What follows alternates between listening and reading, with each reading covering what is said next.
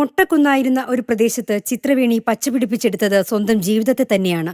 വരൾച്ച, ജലസേചനത്തിനുള്ള സൗകര്യങ്ങളുടെ അഭാവം, വിത്തുകൾ കിട്ടാത്തത്, കൃഷിക്ക് പണമില്ലാത്തത്, ഇങ്ങനെ നൂറ് പ്രശ്നങ്ങളുടെ ഇടയിലാണ് ചിത്രവേണി ഈ മലഞ്ചെരുവിൽ സ്വന്തമായുള്ള 2 ഏക്കർ ഭൂമിയിൽ കൃഷി ചെയ്യാൻ തീരുമാനിച്ചത്.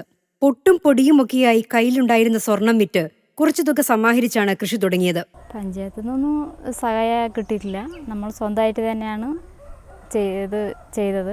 ഒരു 850 വാഴ വെച്ചു. അത് 2 വർഷത്തിൻ്റെ അടുത്ത് കിട്ടുകയും ചെയ്തു. ബ്ലോക്ക് വഴി അനുവദിച്ച മോട്ടോർ കൊണ്ട് പുഴയിൽ നിന്ന് വെള്ളമെടുത്തു. ഇപ്പോൾ അരി മാത്രം പുറത്തുനിന്ന് വാങ്ങും, ബാക്കിയൊക്കെ പറമ്പിൽ നിന്നെടുക്കും. നമ്മൾ സ്വയം തന്നെ നമ്മൾ ചെയ്യാൻ തീരുമാനിച്ചിട്ട് ഇറങ്ങിയതാണ്. അങ്ങനെ നമുക്ക് ചെയ്യാൻ പറ്റി. ഇപ്പോൾ ചെയ്യുന്നുണ്ട്. കുറേ ആൾക്കാർ അവർ സ്വന്തമായിട്ട് പരുത്തിയുണ്ട്, കടലിടുന്നുണ്ട്. പഞ്ചായത്തിന് കീഴിൽ തൊഴിലുറപ്പ് പണിയിൽ ഏർപ്പെടുന്ന സംഘത്തിന്റെയും KPM കോളനി ഊര് വികസന സമിതിയുടെയും നേതൃത്വം ചിത്രവേണിക്കാണ്. കൃഷി ചെയ്ത് സ്വരൂപിച്ച കാശുകൊണ്ട് 1 ലക്ഷം രൂപ ചെലവാക്കി വെച്ച വീട്ടിൽ കൂലിപ്പണിക്കാരനായ അനിയനോടൊപ്പം താമസം.